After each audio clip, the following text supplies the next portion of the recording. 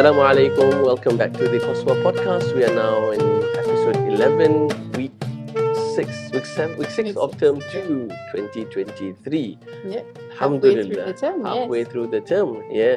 We're going to have a very interesting, very busy Sunday coming Sunday. It's the 11th, isn't it? Yes, The yes, 11th. The 10th is also going to be a very special day.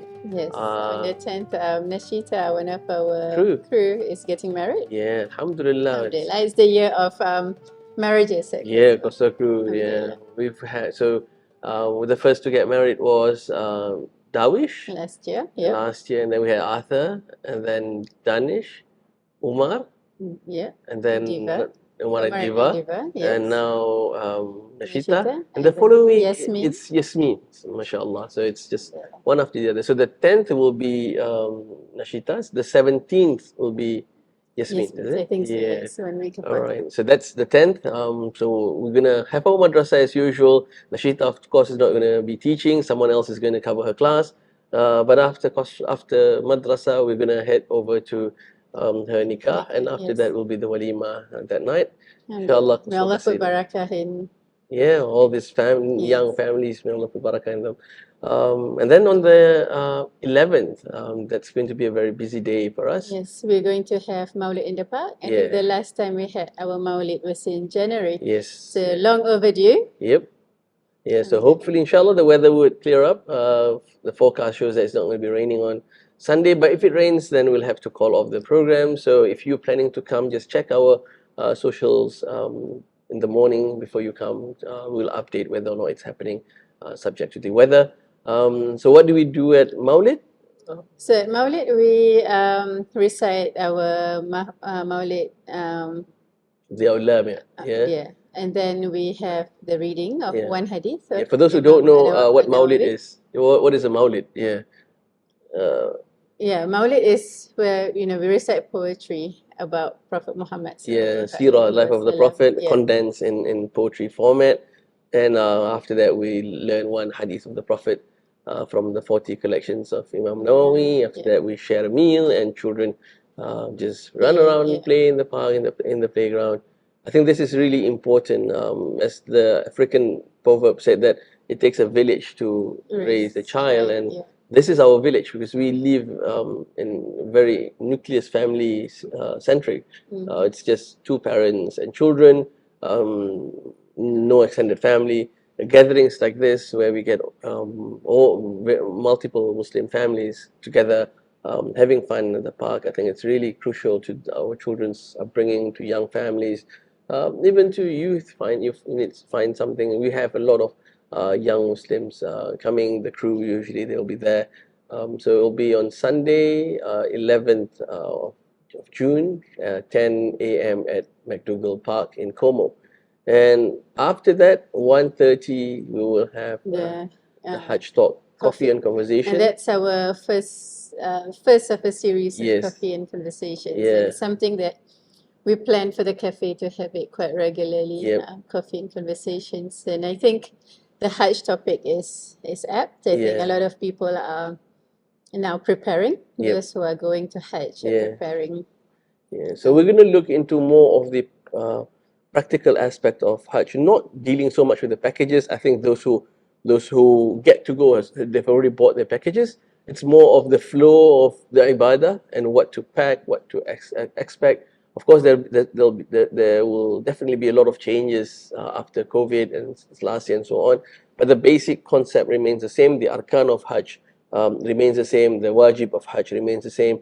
So your movement, your travel, what to pack and so on, what to expect. And I think that's really quite important, especially for someone who hasn't been to Hajj, or who's a revert that's new to Islam, and there's sometimes all these like practical bits can be quite foreign. And also if we are not comfortable when we are doing Hajj, like in terms of the kind of shoes or any of these kind of things, it's going to be quite difficult, the Hajj experience. The tips and tricks to make Hajj comfortable. Hajj is meant to be hard, a bit difficult. It's not because that's where you learn a lot of humility, a lot of submission to Allah. But what little tips and that we can bring and pack to make it a bit more comfortable to last those days of Hajj. Yeah, and I think that's really quite important to hear it from, I guess, knowing how you talk to like new Muslims and the youth. I think it's quite helpful for the family. So inshallah, come to the cafe. Yep. And it's 1:30 on Sunday. On Sunday, 1:30 on Sunday.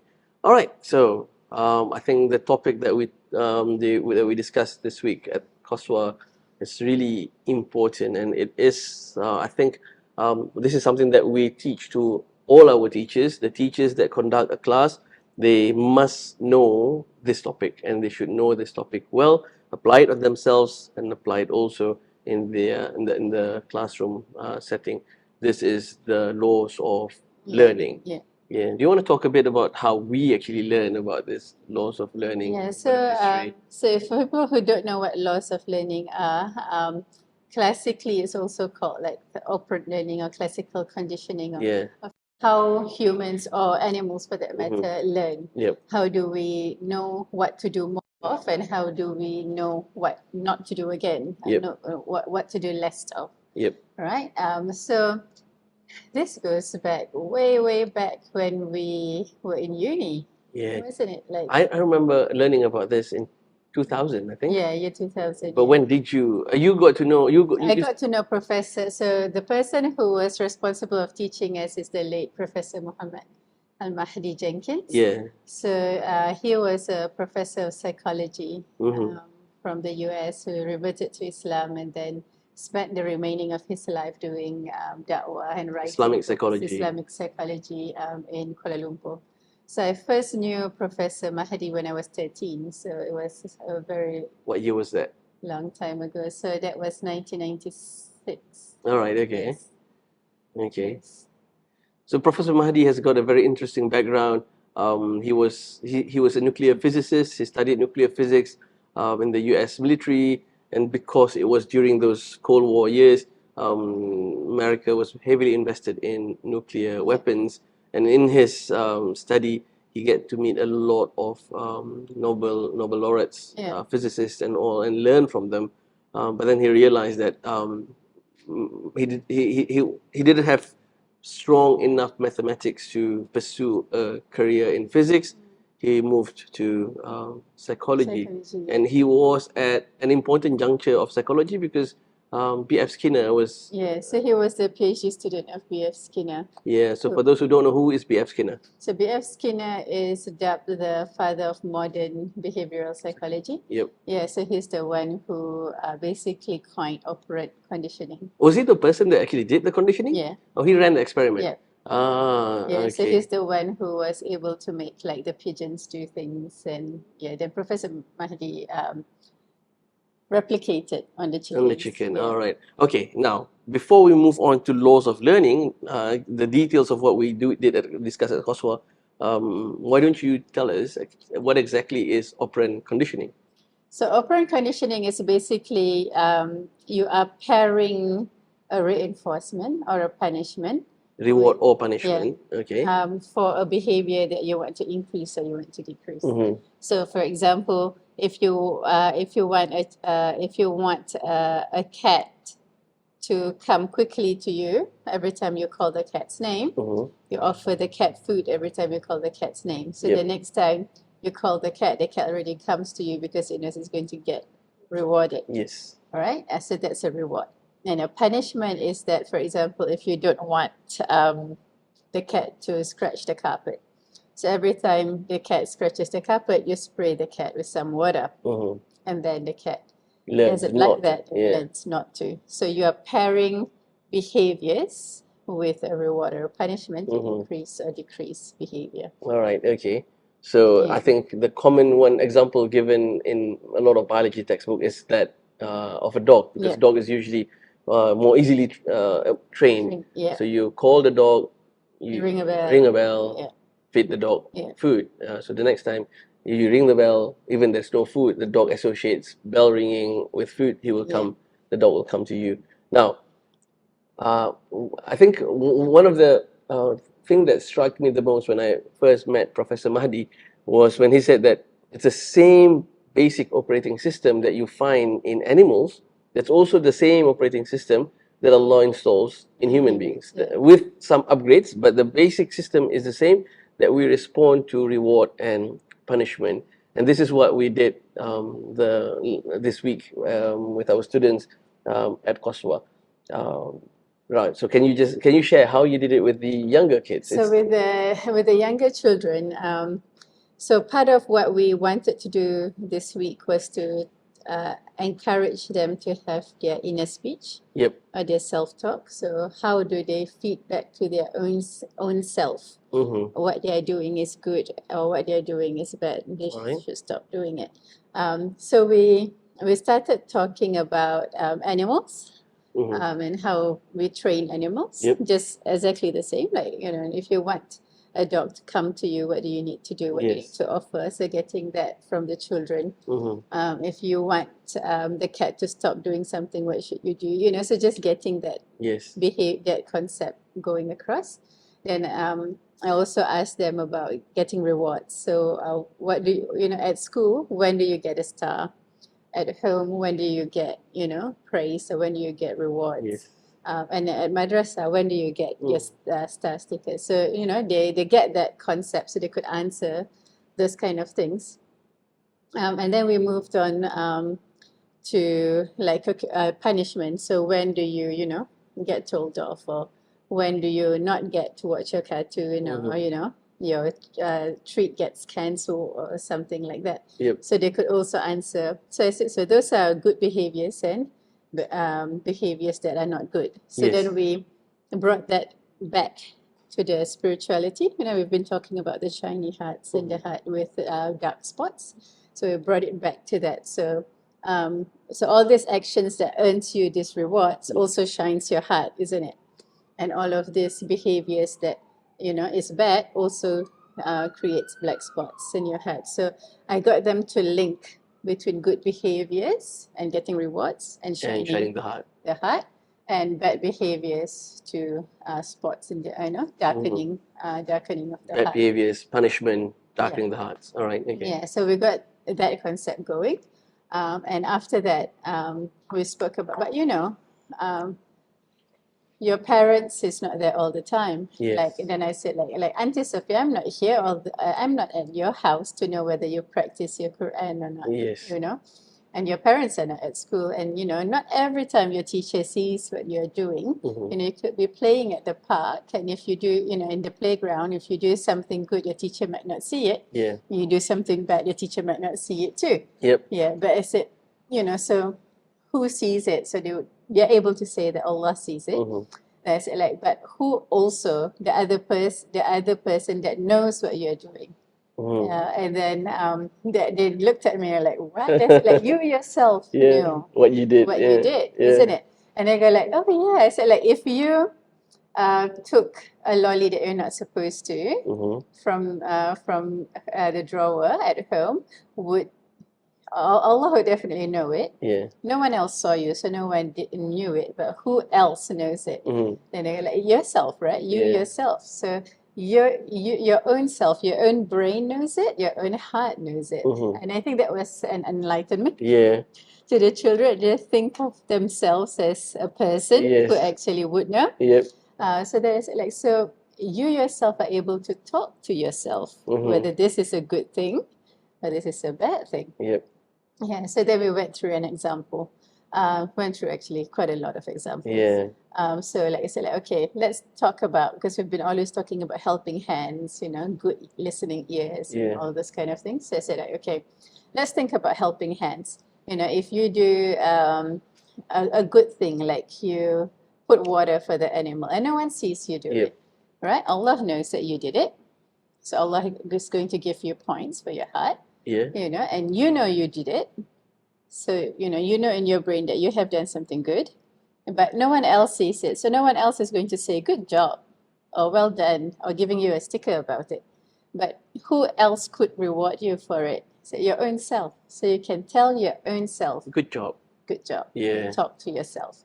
And then I introduced the concept of inner speech or self-talk. So I told them, like, when you play, do you talk to yourself? Like, there's no one else, and you're playing with your toys, and you're talking to yourself, right? I think even playing Lego, like this one first, you're the expert in self-talk. You did a PhD in self-talk. I remember that's an area I'm very passionate about. Helping you with the videos of children, and they have to talk to themselves, to plan and problem solve. And actually, we talk to ourselves a lot more than other people talk to us.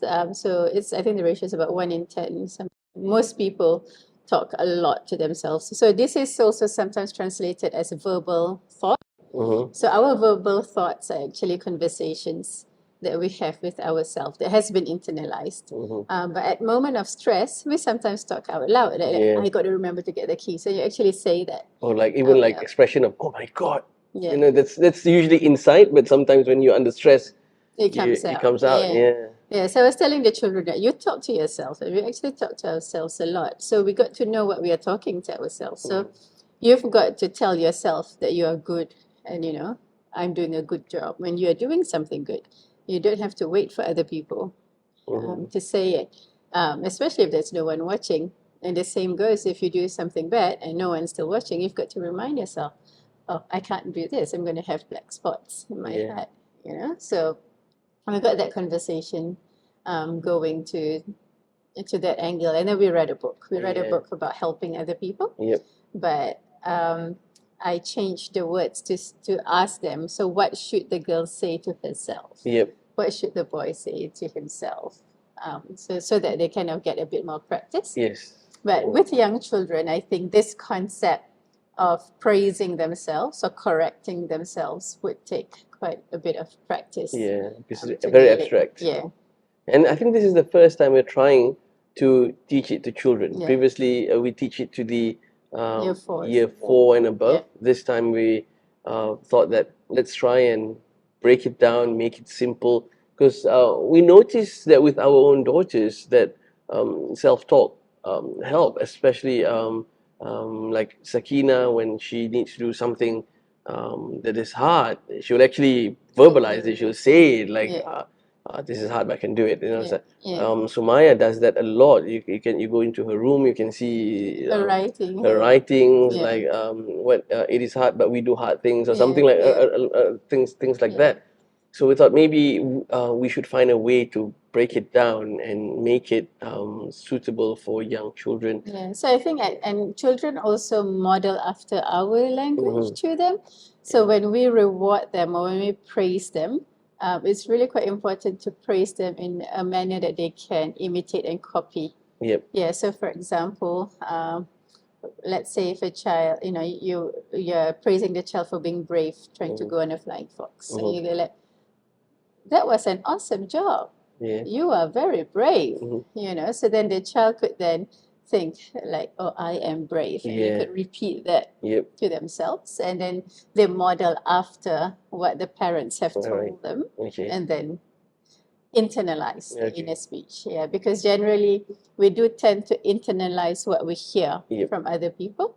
And so the more positive messages a child hears, the more likely they can internalize and use the positive messages within themselves. So it works both ways. So the more negative speech the child hears, the more they internalize. So for parents, what's the take home? What should they continue at home with the children now that the children have been exposed to the concept of inner speech? What should they continue? So I think continuing, what they have learned at madrasa, and being conscious that when we praise the children, we can also encourage them. I'm not the only person who can praise you. You can also praise yourself. So let's say it together, like, I am good. I've made my heart shiny. So give me a high five. So then they'll try and remember that when they praise themselves. All right. So how do we go with the older children? All right. I think slight difference between the younger one and the older children is that we do not want them to praise themselves. Because while it's okay for young kids, with the bigger kids, it can lead to pride. What we want is we want them to link it to Allah. Like if they've done something good, Alhamdulillah, I did something good. So rather than I am great, I am awesome, we go like Alhamdulillah, we want to link it and give the praise to Allah rather than we praise ourselves. So we spoke about this, the concept of our heart, and everything that happens around us, whether it's voluntary or involuntary, will have an impact in our heart. Whether it's something good or bad, whether we are active or a passive participant, it will either make our heart shine or give a black spot to our heart. So the example we gave is that if you're surrounded by friends who use bad language, even though you don't use bad language, it leaves a mark in your heart because you keep on listening to bad things. You see people doing bad things and you don't do anything about it, it will leave a black spot in your heart. It is not necessarily haram, a sin yet, but it leaves a black spot in your heart. And the thing with this is what we call normalization, that you get exposed to people cursing and swearing. You don't curse and swear today, but a month down the road, you don't think that it's that bad. The first time you hear someone curse and swear, you go like, and then a week after that, you go like, yeah, it's part of the vocabulary, but you haven't started using it. Yeah. A month down the road, now you try and use it because you are desensitized to those bad behaviors. So we remind the students that we have to be mindful of what we surround ourselves with, because that shapes us. Yeah, so that includes the media. That includes the media. Yeah, what you watch on YouTube, what you watch on Netflix, it shapes who you are. And this is also why the hadith of the Prophet about those who see evil, man ra'a minkum munkara, if you see something evil happening, فَلْيُغَيِّرْهُ بِيَدِهِ, then he should change it with his power. If he has got authority, he's got political power, change it. فَإِن لَمْ يَسْتَطِعْ, if you can't, فَبِلِسَانِهِ, then say something about it, use your tongue to correct it. فَإِن لَمْ يَسْتَطِعْ, if you cannot use your tongue, at least فَبِقَلْبِهِ, hate it in your heart. That is inner speech, that you tell yourself, this is bad. So either you see something bad or you did something bad, you should not just let it slide. You have to tell yourself, this is not right. Because if you don't, then it leaves a black spot in your heart. The next time it happens, another black spot in your heart. Over time, it darkens your heart and you get used to something that is bad. So, and we told the students that we remind the students, when we taught about inner speech, we said that the cat will only respond to an external stimulus. It gets rewarded, it gets punished by a third party, by you, by your parents, it will respond. But the cat by itself do not know right or wrong, because God did not give intellect to the cat. If we only pray when we get rewarded by our parents, by lolly, we only do good if we know that our parents looking after, and we behave because we know that our parents are not going to catch us, then we are no different from an animal. We are elevated. We are of a we are elevated by Allah because He gave us this inner speech. Our heart, we're able to reward and punish ourselves. That when we do something good, it can either be our parents telling us, or our teachers saying, good job, amazing. Or you could then internalize it and say yourself, Alhamdulillah, I did a good job. So this we tie it back to the invisible battle that we've been talking about for the past few weeks. That between in our heart, you've got the ruh, you've got the nafs battling each other, and then you've got the intellect, the aqal judging. So we need to feed our intellect, our aqal, with the right kind of knowledge, so that it knows when to say no to the nafs. This is too much.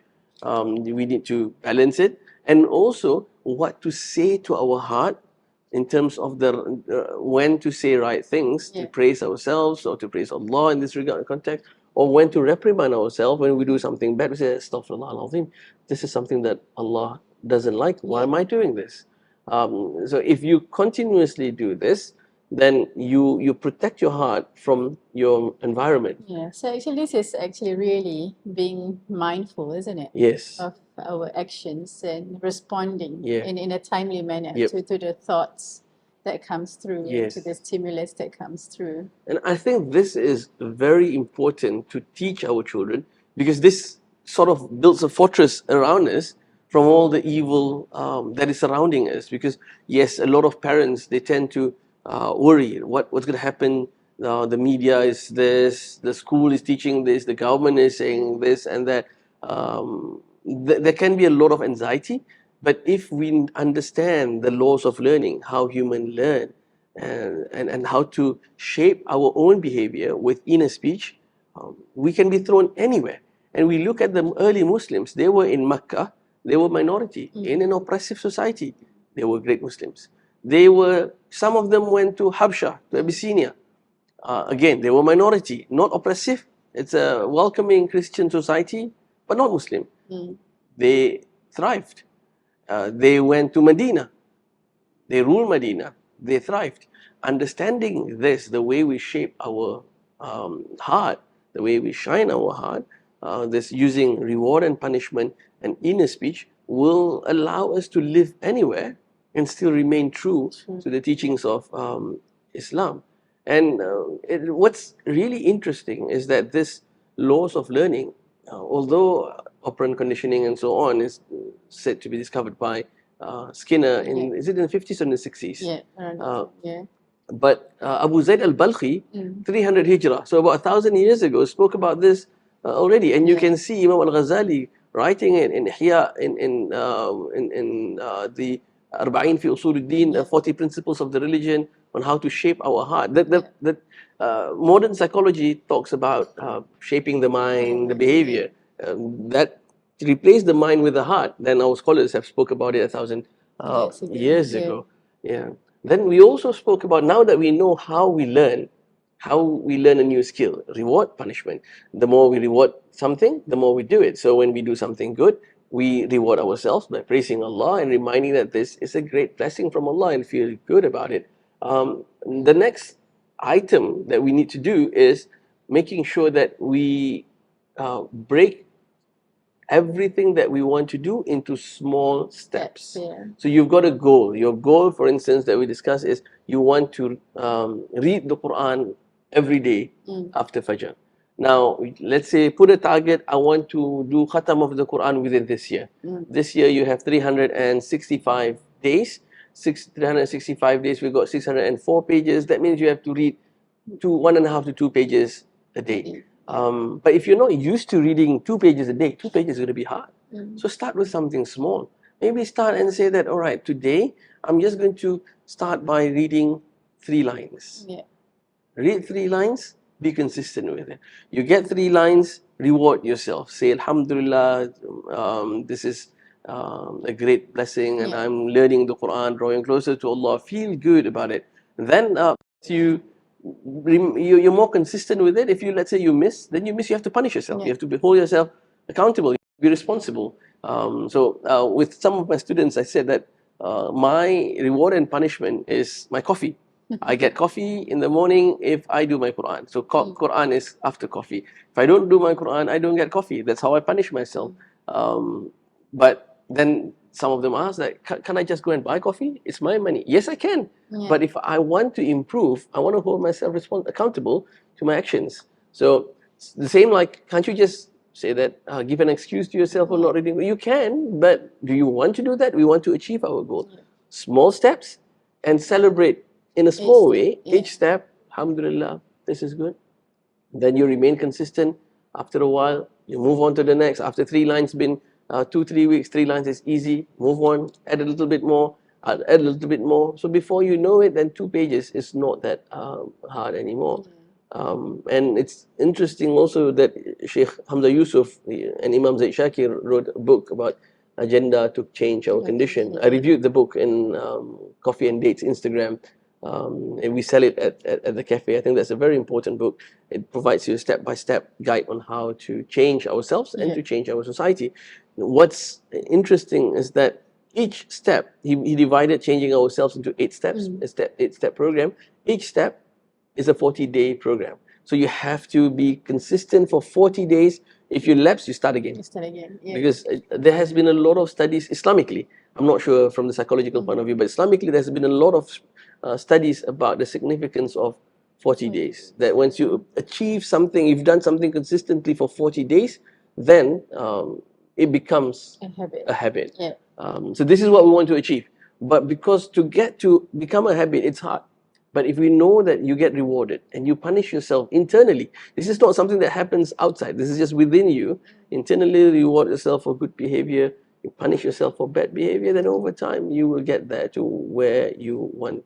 Make sure that you break down the process into something small but challenging. If it's too small and not challenging at all, so you say like, I want to read Quran and Khatam by this year. That's the goal. My first step is just I'm going to look at the Quran, not even open it. Just like wake up in the morning, look at the Quran. Okay, step one, yay, let's go have cake. That's not going to work. It has to be challenging enough that but not too hard that you're going to fail.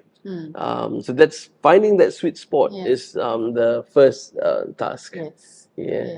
Yes, and you know, like all of this inner talk is really also, it also takes training. It also takes awareness of like having to do that. Part of the habit forming, I guess. It will take some time, and I think this is something we always kind of remind our children. Something that, you know, tell yourself, reward yourself. You know, say say how am I going to achieve this? I can, or inshallah. And dua is also part of it.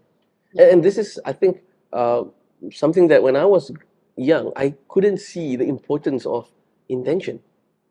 When we were studying as a young student, there was a book written by, I can't remember the Imam's name, but the whole book is about book of intention. I was like, how can you write a whole book about intention?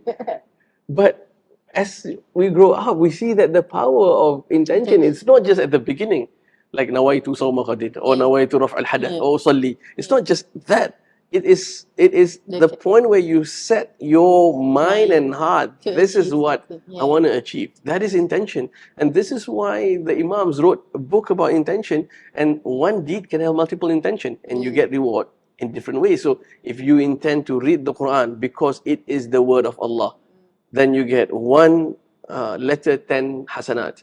And then you intend to learn so that you can obey the command that Allah has given in the Quran. That's another hasanat for learning. And then you intend so that because you're using your tongue, reading the Quran, you are protecting yourself from saying something haram. That's another hasanat for not doing the haram. So multiple intention gives you multiple reward for one action. But it sets your mind. This is why I'm doing what I'm doing. That inner speech is happening with our intention. So alhamdulillah, I think it was a very interesting session with our students. Maybe we could do another session, just you explaining exactly what is inner speech, a bit more detail on how to use it. I think when was it? Was it a couple of years ago that we did a parenting talk? Yes. About teaching the laws of learning. Maybe it's one is due soon. Yeah, we could do it as a coffee and conversation program. All right, so that's all for this week. Hope to see you at the Maulid and also at our first coffee and conversations about Hajj. Assalamu alaikum wa rahmatullahi wa barakatuh.